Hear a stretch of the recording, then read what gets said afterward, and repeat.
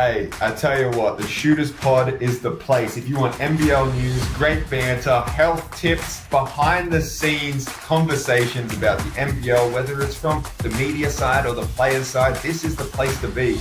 Okay, before Jack joins the studio, just quickly, I am rocking a Melbourne United t-shirt just because I thought it was really funny. If he rocks up in this studio and just sees me wearing this after they lost game one, I think it's funny, but hey, we'll see how he reacts. So let's find out. Hey, you notice I'm already recording because do you like my present for you? Is this added motivation? What's the... Oh my gosh, look at that. Oh, yes, I just had to do it. I don't know if it motivates you more, but I found it funny. Wow, we've got beef on the episode.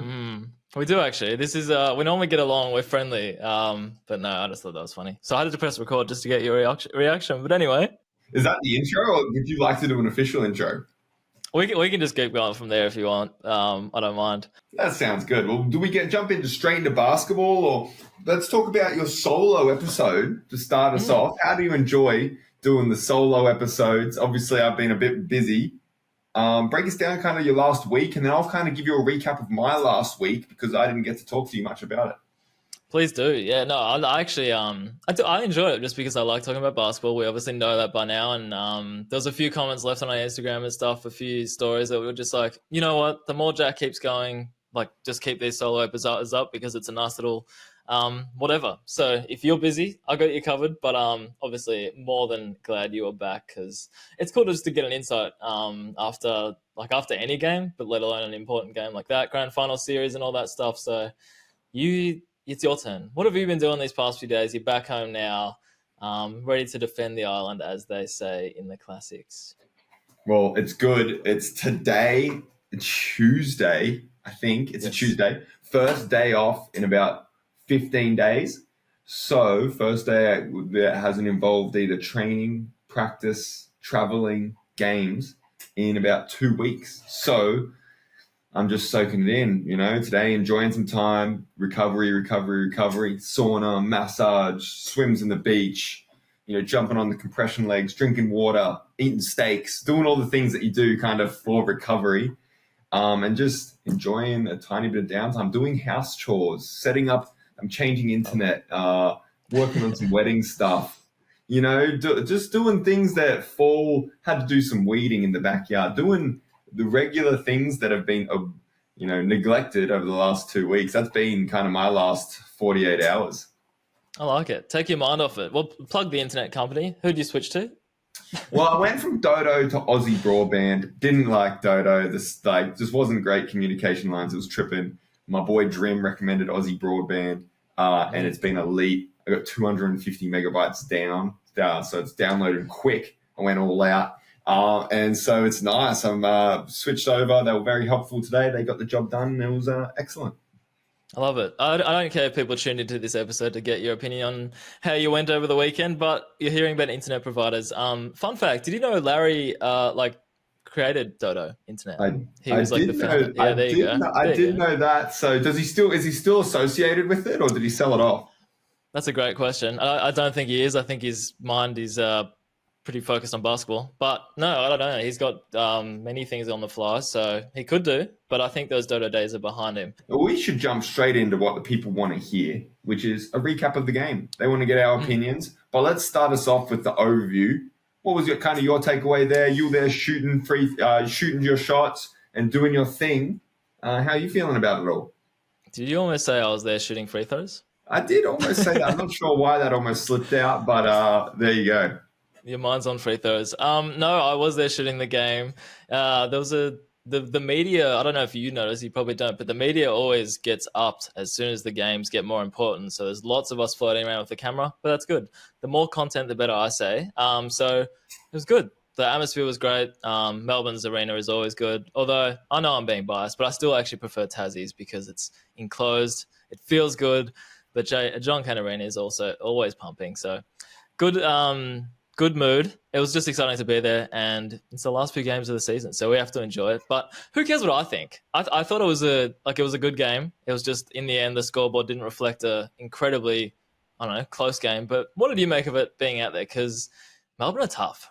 That's all I'll say. They're bloody tough. Well, there's a few things. One is because of how crazy it is, I haven't actually watched the game back yet.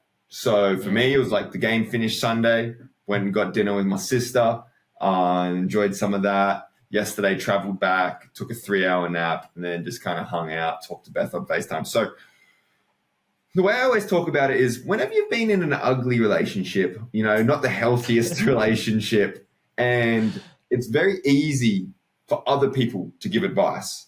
Because when you're in that relationship, your emotions are high, the tensity, you're kind of blinded. You can't see the whole picture. You don't know what's going on, and as they say, you got to zoom out. If you're in the middle of the storm, it's chaos. You don't really know what's going on. You have to get away from it. So my basketball insights and knowledge actually are pretty poor when I play a lot of minutes. When I'm playing 30, you kind of don't really know all the time what's going on, the flow of the game, what it looks like. You think you have some ideas, and while the game's going on, you're constantly trying to problem solve. You've got coaches whispering things, guys on the bench saying stuff. You're in the huddles, problem solving, solution-based stuff. So I do have a few takeaways that are kind of uneducated. And this is where, for me, my priority was getting away from the game of basketball for 2 days, staying off social media. It's been a big kind of week, and then just enjoying some time doing some house chores. And I trust I'll probably will watch the game tonight before I go into training tomorrow, but trust that the coaches have got a game plan ready and they're ready to rock and roll. But main insight is no excuses, but the boys were definitely flat. The boys were tired, we were fatigued, and then they beat us on the energy plays. They won the O boards. They dictated the spacing on the court. So they played that funny, kind of deny and let everyone play one-on-one, and then would deny the next ball, and they dominated spots. So we like to call it they controlled the 3-point line. They did that the whole game, and that wears you down. And then they put a very good game plan together and came out and executed it. And then with Goulden's hitting shots like he is, which he's always going to do at some point in the series, it's always tough to play. And then we lacked a little bit of pace, I think, is what, we'll see and try and improve. This is my guesses on what the coaches will say and how I felt at the time on things to work on.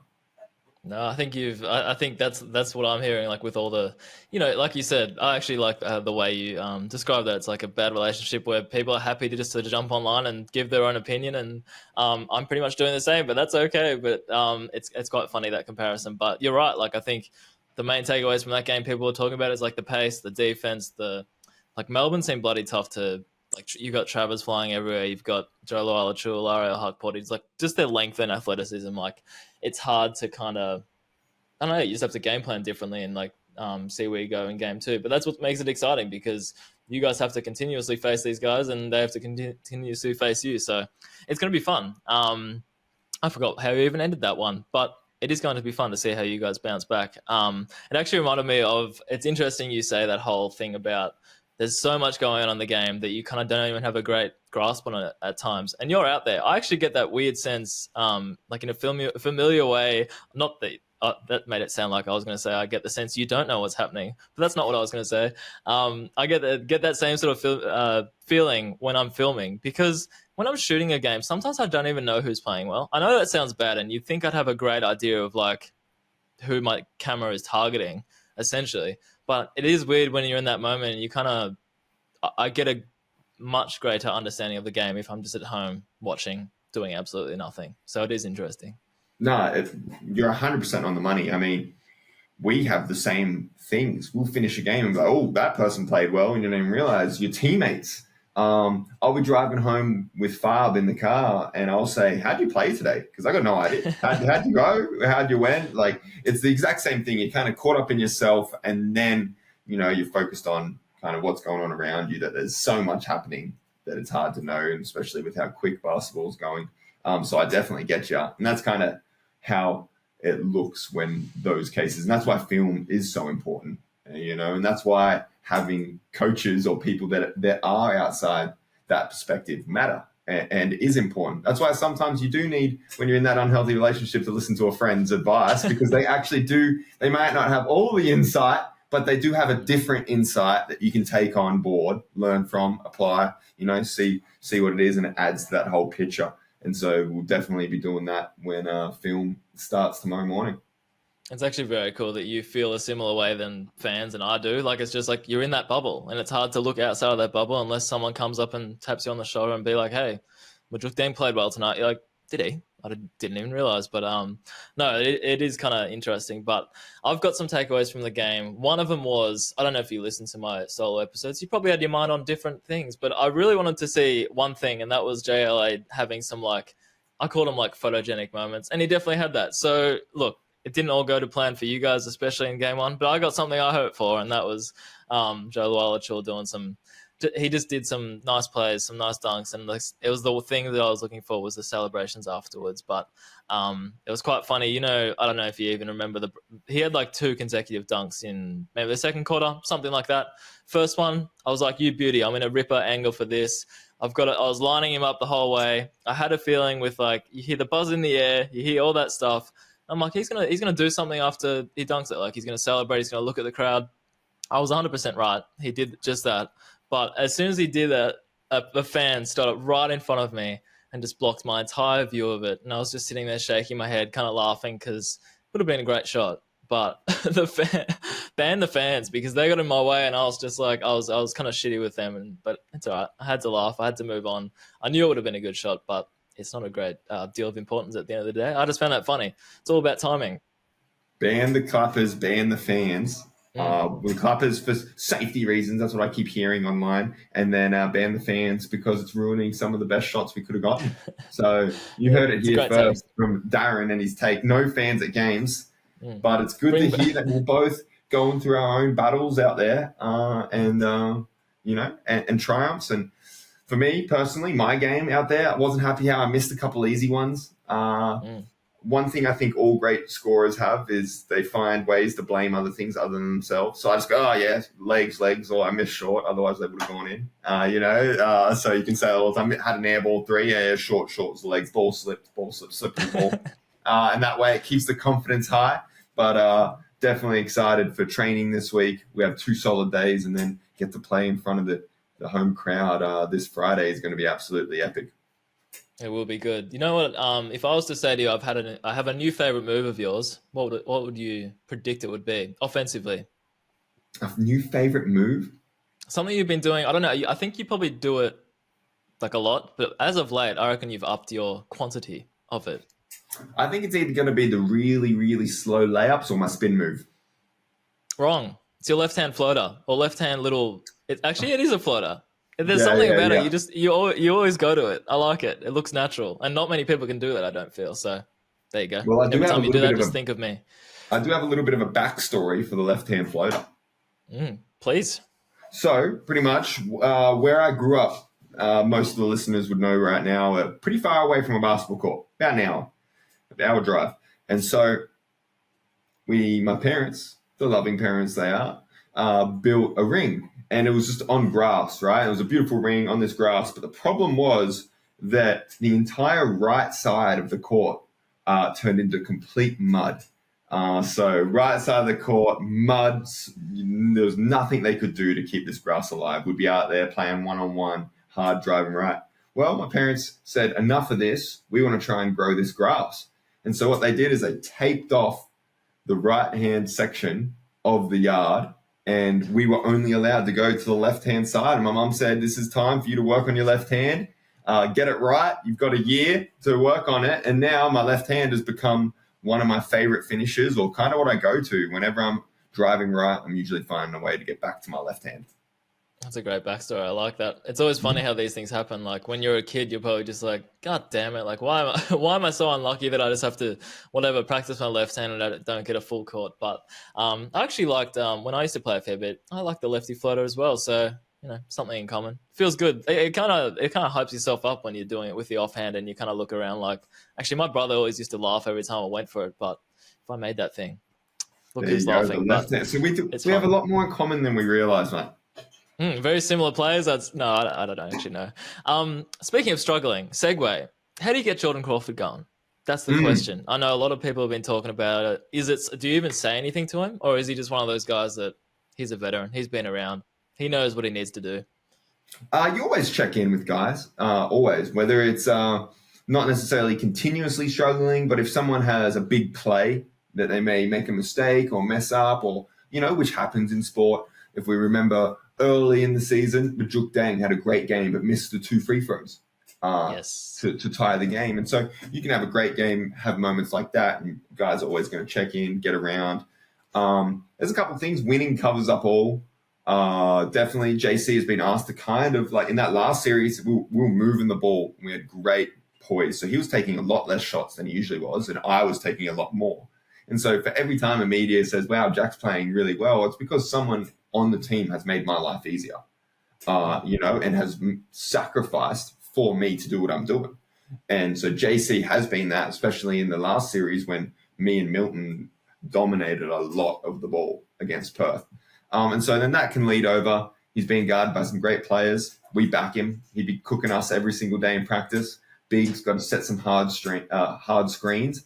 And then we just got to play with a bit more pace. But we back JC. We've been winning games. He's been, taking on, especially that last 5, 6, 7 weeks, more of a point guard role where he's moving it, making a lot of really smart decisions. And we're going to back him in to say, let's get aggressive, do your thing. You're going to make some shots. But you definitely always check in.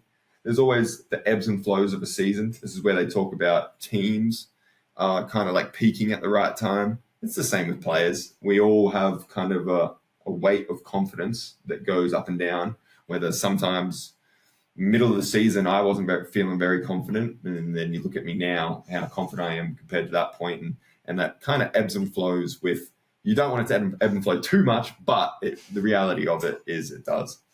No, that's understandable. And I was going to say, if Daly and Shaylee were guarding me, I get shaky just watching opposition players trying to move around them. So I can't blame it at all if that's impacting him. I'm sure it's not. But those guys they're such winners. I touched on it last week. Like if you have them on your team, like you're doing something right. So they're a hell of opponents to get around. But I was going to say, is JC he strikes me as a quiet dude off the court, because I always laugh because he has that funny dance after the game that he always does after wins. I assume he doesn't do it after losses because that would be quite amusing. But is he quiet off the court, or am I just reading that wrong? He has both personalities. I know that sounds crazy. So a lot of the time he's like quiet, but then he has kind of that confidence to go loud and be the center of the show if he wants to. But the majority of the time, he's pretty quiet, keeping to himself, doing his thing. And then in those moments when he can capture a crowd or do his thing, then he can take over. So he's kind of a nice mix between both. I would say the majority of the time is quiet, but then every now and then will like lead a conversation, be the center of attention in that conversation. And he's always got something funny that's making us all laugh to say. That's cool. Is there a backstory on that dance? Because for those who haven't noticed, next time Tassie win, look at Jordan Crawford after the game. Like I've been right next to him a few times when he does it, but he just catches you off guard, and I just look around and he's all of a sudden like he's almost like twerking at the phone camera. I don't know what he's doing, but he's doing something crazy. He's just like, he has some dance. Is there anything to that? What is going on there? I don't know about the history pre-Jack Jumpers. All I know is we'd be acting a fool, so we'd be in the weight room, everyone would be dancing and being idiots. And the first game, he got the dance on, I think early in the season, and everyone got around it and everyone loved it. And I think it's just continued since then. The people demanded more, and he's given it to them. I love it. Keep it. I like it. There's nothing wrong with that at all. Now, I was going to touch on an even bigger rivalry. I don't care about Tasmania and Melbourne. There's a bigger rivalry at games, and that is my beloved Jess and my dad. So the NBL, shout out to the NBL. I know this is a big breaking story, but NBL got us tickets. I was already going to be there, obviously. So Jess and Dad, go watch the game from the stands. They enjoyed it, but my dad, loyal Melbourne fan, who he'd be glad I'm wearing this t-shirt. Jess, loyal Tassie fan. So they were quite funny in the stands. Like, I know, that's right. Jess was, she sent me a few messages during the game, like, God, your dad is whatever. Like, he just keeps going and bickering and stuff. And it's quite funny because dad gets very passionate. He's right into it. Jess is like a fairly newish fan, you could say, but I reckon she's loving it as well. So it was very funny looking up at the stands and just seeing both of them like half jokingly arguing and all that stuff. So, hey, you're making people entertained. So that's all that matters. Well, there's a few things to take away from that. One is shout out to the Jackie home fan base for making a new fan in Jess when she came down, enjoyed the game, making her feel welcome. And then the second one is Darren's dad, he's going to have to get down for a Jackies game at some point, preferably not against Melbourne United. So he finds himself cheering on maybe against the Perth or against the Sydney. I know he will avidly cheer on the Jack Jumpers at home against those two teams. But I tell you what, there's nothing quite like a little bit of a rivalry of fans and the fans' interaction, especially when they're healthy and fun and guys talking a little bit of trash and cheering on their team against someone. Because I tell you what, the Jackie fans showed out. They were there loud, going crazy during warm-up, and Melbourne fans showed out too, and that place was jumping and a fun environment to be in.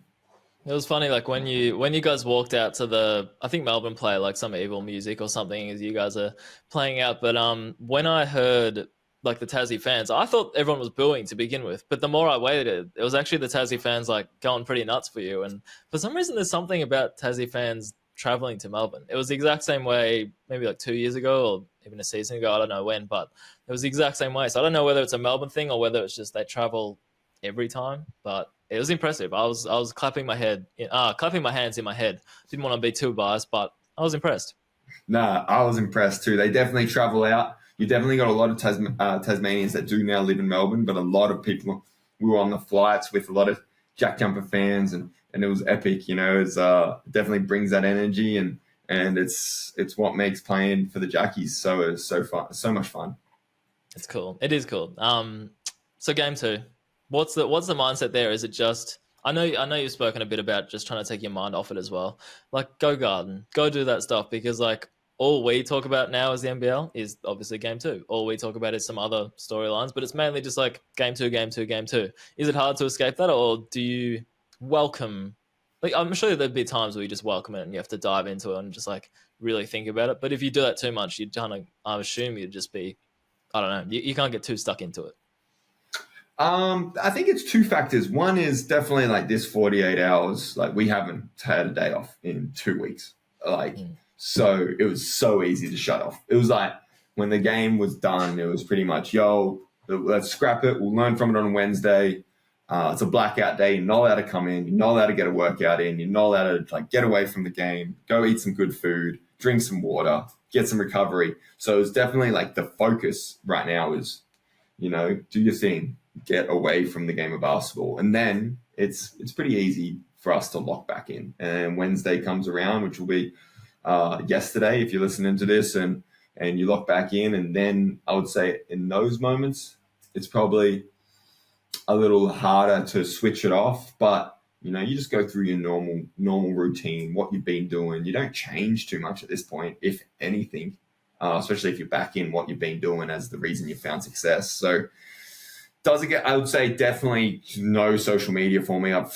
Definitely every time I go on, that's a little overwhelming, which I'll check it every now and then, but like shut off that and just enjoy some good time with my people, talking to Beth and, getting out in nature and doing those kind of things as much as I can. So yeah, it's relax until tomorrow. I like it. It's that whole LeBron dark mode. Every time he has playoffs or every time he locks in, he has that dark mode, whatever he calls it. He doesn't check that thing because it probably does you no good unless you're winning. Maybe you enjoy that stuff, but if you guys even it up, maybe you'll be frothing social media. I doubt it, but it probably works both ways. What was I going to say? I'm just before we get into some listener questions and stuff, hype up all that stuff. I just think playoff series are cool because you guys have to face each other right around the corner. So it's always interesting because like things like this happen, you lose by 15, 20, and it's just like, if you guys didn't play again, it's kind of just like move on. But it's like, no, how will teams adapt? So I'm looking forward to it. I have a wedding during the game, so I'm gonna have to watch that thing on replay. But I'll be thinking of you. I've told myself, Darren, friend's wedding is more important than basketball. Like I know it hurts to say, it hurts my soul to say that, but it is. It's true. Friend's wedding, family, all that stuff is what matters. So I'm gonna do my best not to check the scores that much, but I will have a cheeky glance just to see.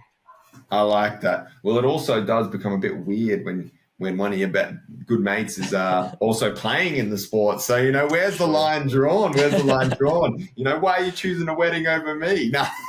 You've convinced me now. Now I'm torn. Yeah. I was in my head. I was like, I'm going to do the right thing, but you're right. Well, yeah, what is the right thing? You've always do a great job on this Word document called The Greatest Podcast in the World. But you do have an interesting point that I was definitely aware of and was talking about before the Perth series. because I was like, let's go make some history. And that is Tassie has never won a game one in a playoff series. And we were trying to buck that trend in Perth, and that did not happen. And then I was like, let's buck that trend in the grand final, and it did not happen. So Tasmania, playoffs 3 years in a row, grand final, 2 of them is yet to win game one in any playoff series.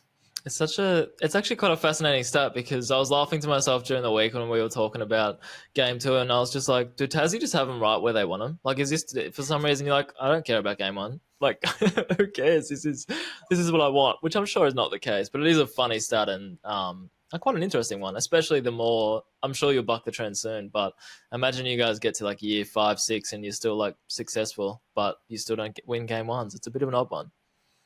It's definitely an interesting one, and I think a big part of it, particularly in playoffs, comes down to that home court advantage. I mean, we finished 4th the first year, 4th last year, and 3rd this year. So saying that, not a single one of those playoff series have been at home, those first games. And as we saw in the semifinals, the last 10 games of the NBL before our win in Perth were won by the home teams. So in playoffs, it's extremely hard to get that home court kind of advantage to get there and then to beat the other team. I mean, you look at the grand final last year, went to game 5 due to that reason. And so it's definitely hard to win on the road. It's one of the great challenges, particularly in playoffs, because it's extra rest, all those things. Teams are so even, so well scouted. So we just got to go defend the island now and do our thing when they come down here. 100%. It should be a good one. Hype up. I've got some good ones. This week that don't relate to on-court activity, which will get you excited. But a bit of a promo there just to keep the listeners in. Hype someone up. I just want to hype someone up. Go on a bit of a rant. Anyone that's caught our attention, just give them some love. I'm gonna to leave everyone on a little cliffhanger, because the way you hyped yourself up there for your hype ups, I know I'm excited. My hype up this week is my boy Farb. Comes off of game 3 against Perth, where it's a DNP. That's a did not play. Always really hard, especially when he's been a key rotation guy, played in grand final series.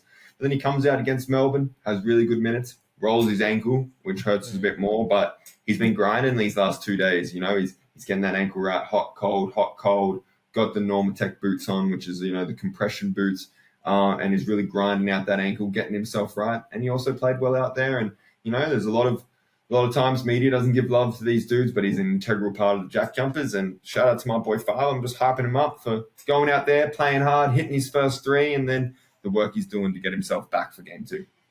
I love that. Yeah, because you're right. Nobody does look at these people like, we look at his stat sheet sometimes, and all we look at is people like you.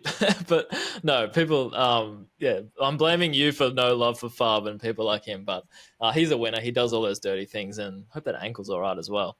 I'm hyping up. We bumped into loyal fan of the pod, Channy Izzy. I don't know if you've had anything to do with her. Lovely lady, but she walked out with us accidentally, like after the game. I was with my dad and Jess. As you know, the rivalry continued after that. But I'm hyping her up because she didn't say it in person. She said it afterwards. She just messaged me. She's like, you know what, Darren? You're punching above your weight because Jess is absolutely gorgeous. And I was just like, that's great. I'm hyping you up for that. So she was hyping Jess up, and I'm like, you're right. I'm punching above my weight. So just found that comment funny because it was just like not about the game at all. It was just like, no, I'm going to be honest with you. So shout out to you. I like that. A backhanded compliment, always one of the best. Pretty much. Grateful for. I'm excited for mine as well because apparently that tease worked. Can we break the rules? We normally go a bit like we normally bounce off each other. But you know what I'm grateful for? Wow, this is a negative space. I'm just going to start chucking up random things I'm grateful for. This is incredible. This is the best grateful for I've ever heard. I'm very grateful for ice cream, and I think I'm ready to name it as my favorite food ever. Just ice cream is just. There's something about it. It's just literally, I could never answer these questions every time someone's like, what's your favorite food? What's your favorite book? What's your favorite anything? I'm like, I don't know. But now I'm going to say ice cream because it's bloody delicious and I love it. So there's a review you didn't ask for. Well, I need to hear the backstory, the moment. What was the moment where you said, this is my favorite food of all time? What is this recent experience you had? No, that's a valid question. We had a weekend. We had a weekend over the wedding. We had a wedding over the weekend. Was it the weekend? Yeah, something. These last few days have been pretty busy. But we had a wedding where the ceremony was midday and the reception was 6 p.m. So we had a lot of time to fill in between those gaps. And it was a hot day. Long story short, we did a few things, got some lunch. I was craving some ice cream because it was very warm in Melbourne. Got a delicious mint ice cream, which apparently is a polarizing flavor of ice cream. But yeah, it just made me realize that it might be my favorite food because it was just delicious. It was exactly what I needed. And I feel like anyone who has that ice cream instantly is in a better mood. So yeah, that's it. That is true. There's a reason you never see nobody eating ice cream crying. You only see them crying either before, after, or when it falls on the floor. So crying, ice cream could be a pretty good solution to all of our problems. Exactly right. Exactly right. It's just a mood lifter. I agree. I, this week, am grateful for Van 1. What? Now, I'll give you a little bit of a backstory. So, when we travel on the road, we stay in the exact same vans, in the exact same seats every single time. Oh. And so, day one of Jack Jumpers, we're talking early on. We're traveling up north 3 years ago, and Van 1 is created. We grab the coolest cats, the smoothest, slickest dudes we know, and we say, let's create the ultimate van. We don't know what to call it, so we just call it Van 1 because we're number one, the best van. And it's continuing 3 years on, this Van 1. Right now, it's a good group. We've got Jack Fleming as the driver. Right now, we've got Majuk Dang in the front, Anthony Drimmick in the middle. Usually, I was in the middle with Anthony Drimmick, but the recent addition of Tommy has kicked me to the back. So Tommy is in the middle behind the driver, and then Jack McVeigh and Sean McDonald are in the back. And we're definitely the van with the most swagger. If the vans were to play a basketball game, we'd probably also win. And we also have the best banter. So I am extremely grateful for Van 1. It beats the Rat Pack, which is another one, and then RC's van. They need to work on their names, if you ask me. But I'm definitely grateful for Van 1 of the Jack Jumpers. I didn't know what that was. I didn't know whether they were vans, like shoes. I didn't know what you were talking about, but I'm glad you cleared it up. And it actually relates back to, I had a question during the week that Jess asked me. I should know this because I work in the NBL and I've been around basketball for a bit, but you are on the road and you're at a hotel. Is that how you guys always get to games? Like, is it just vans or is it like Ubers? Is it buses? Does it different? I've never actually asked this to a player, but say you need to get from hotel to the stadium, however many hours early, what is the actual process there?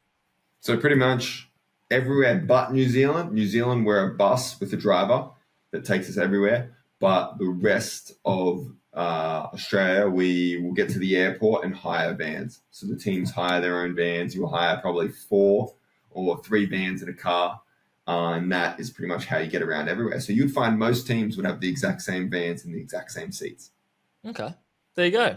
Well, Jess doesn't listen anymore, so she wanted to know that answer. So for her to, if she's not listening now, which she probably is, but for her to get the answer, she's gonna have to listen this week. So take that. Very good. There you go. Well, there's some good grateful, some hype up for. It's a big week. We do have some listener questions, which we love you guys shooting in. Darren, would you like to take us off with the first question? I would, because one actually came from me last week. I just randomly.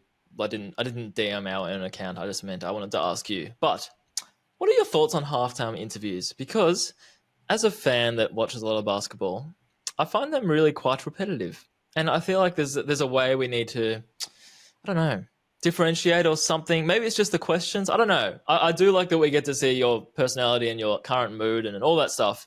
But sometimes I'm just like, I don't really want to hear how you're going to adjust to the defense in the second half. Do you reckon that's just because I watch too much basketball, or was it offensive? Maybe I do want to hear it. I don't know. Maybe there's just something about it, and I'm interested to hear your take on them.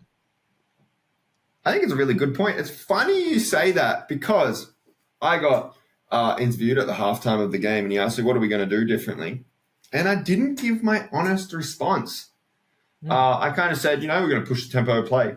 But my honest response really was, I don't know. I'm going to go in there and listen to the coaches, and I'm going to try and execute that plan because whatever the plan is better from them than from me. And it was funny because after the game, I was reflecting on it. I was like, wow, I should have just said it because it's actually true. it was like what we're talking about before. I'm in the storm. I barely know what's going on. A little bit. I have kind of an idea, but reality is I'm going to go in there, listen to some coaches, and they're going to tell me what to do. And most likely, I'm going to back that. And if I don't, I'll say something. But I feel you on the kind of halftime interviews. I agree. I think sometimes it's tough because they don't want to annoy people or ask people hard questions. But I feel you. I think there's definitely a way that could be done maybe a little bit differently.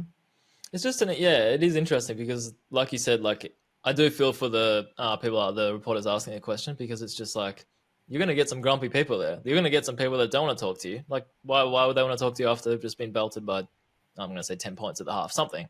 But why would they want to, kind of thing? But then, and it's the same for you guys. Like, you probably feel like you have to give a analytical answer, or an answer that actually represents a strategy that makes it known that, hey, I know what I'm talking about, or hey, I know what my team's trying to do. Because if you were just like, I don't know, but it actually reminded me of an interview Bryce Cotton did the other week at his halftime. I think it was Joe Healy. She asked him a question. He answered it. She asked another question to him, and then his answer was just like, no, it was just literally that what I said before, like, how are you going to adjust on defense? And then Bryce was just like, just that, what I just said, and that was it. And I'm like, damn, this is awkward. But it's a tough gig for both parties. No, it's definitely a tough gig, especially if you're down. You don't want to spend too much time talking there. You want to get in there with the team and start problem solving, or just get off the court for a little bit. So, yeah, it's definitely got some net positives or net gains. That's definitely something, if you guys are listening, that I would love to hear your guys' feedback on. Do you like them? How do you think they can be improved? It's definitely a good conversation point. It's actually, true, because we can only speak from our experiences and whatnot. Yes. Anyway, moving on. Generic question from someone, but best part of being a professional basketball player. I'm sure you've answered this a fair few times, but please do tell once again. The fact that I just get to be a child for really long. Like, I'm just a little kid that shows up with my team. So it's like, picture yourself in the team environment at training, goofing around with your friends, acting like a 12-year-old. I'm 27, turning 28, and it is the exact same as that. Picture year 5, year 6 team environment. That's what every single day is for me. That's why sport's great, though. We can all be like, it doesn't matter. We can all just have fun. It's not that like it's a craft. You guys are working your asses off, but you're still going to have fun along the way. So that's why it's great. Hey, this wasn't in here, but the comments about defending the little island. I know people keep blowing that up, but what was that from your perspective? Do you guys even care? I think Scott Roth cared a bit because he wanted to. I think he touched on it pre-game and stuff. But do players even notice of that stuff, or is it just like more of that social media stuff that it's the outside eyes that you just don't really care about? Well, I hadn't even heard about it till yesterday or this morning. I think Fab had a laugh about it. So for me, I'm kind of out of that whole world right now. As you know, I'm not really on social media. When I'm checking, it's usually replying to people. So, yeah, for me, it's just like, I don't know. I think, people just say what they're saying. And if the NBL can use it to promote the game, or if other people can get, like, a title that gets views on it, they're always going to do that. But for me, I'm not focused on any of that. I'm just focused on what can I do to improve? What can I do to learn from this game or going in, matchup schemes? I'm just trying to win a basketball game. And definitely at this point in the season, I do not need any extra fuel or motivation or no one wearing a Melbourne United shirt when they're talking to me on my goddamn podcast to hype me up. But I'm as locked in as I can be. And it's like all of that extra stuff isn't really adding any extra. That's very good, actually. Well, the fact that you hadn't heard of it until yesterday answers the question perfectly. And I disagree. I think you need my motivation, hence why I wore this Melbourne shirt. But no, I think that's what your man Chris Golding said as well. I don't think anyone needs extra fuel these days. So, like at this time of the season. So, you guys are on the same page there. Has there ever been a more passionate coach for the team and region than Scott Roth? I'm gonna say no, because that man loves you guys. He loves Tassie. But what do you reckon? I agree. I mean, I don't know. None that can rattle off my head. Definitely, he's up there. I know a lot of the boys love some TV show about a coach that they've recommended to me like 45 times. I think you have to watch it. You have to watch it this off season. That recent one, the coach takes over a soccer team or something. Is that Ted Lasso? Yeah, Ted Lasso. I heard he's a pretty passionate guy. But other than fictional characters, I don't know if anyone's beaten the great man Scotty. He's very just the fact that he can get almost teary just by talking about a win or talking about something post game. It's very cool. It's just raw and honest. That's it for fan questions. But you guys are no longer the only professional team in Tassie. Did you hear about the Tasmania Devils coming into the AFL? What do you think about that? You haven't? No. You are off the grid. You are off the grid. Yes, I have been off the grid for a while now. So last I heard, it got approved like 6 months ago, and then someone said it was de-approved, and that's all about I know. Well, the official thing was last night. They launched their logo, their colors, which it's essentially your colors with black and red. I don't know, but yeah, maybe just have a look at that because it's probably quite interesting being a fellow Tasmanian like yourself. But yeah, but I don't think they're actually coming into the league until like 2028. So you've got a while. It's just they're just going to work their way up. Well, as a fellow once graphic designer, you still kind of do it. What were your initial thoughts on the design of the logo, the colors? Did it impress you? Well, I kind of expected it had to be that green that you guys have. I don't know why. It's just a Tassie feeling. But I only briefly saw the logo, but I think it was pretty good. It's just a devil, like as you'd expect. But it wasn't anything. I didn't dislike it or I didn't love it. It was just I might have to look back at it to be honest. But I think from what I saw, yeah, pretty good. I approve. Nice. Well, everybody, thank you very much for listening to all things playoffs, NBL, Tassie Devils, rivalries between fiancés and parents. We always appreciate you guys. The next time this will be tuning in, we'll have just probably played 2 games, or the episode after this one, sorry. While you're listening to this, you're preparing for an exciting weekend of basketball. Let's go, Jack Jumpers. Darren, have you got anything before we wrap this thing up? I do not. Good app. I enjoyed catching up with you. So thanks for. I don't think any player or every player, if they had their own platform and stuff, would come on and chat after a grand final time. So I appreciate you. I appreciate you doing that because it's good to get your mind off it. Even though I've just spent half an hour, 45 minutes, mainly talking about the game. So there you go. That's all right, mate. I always enjoy catching up with you, and I know the people appreciate it.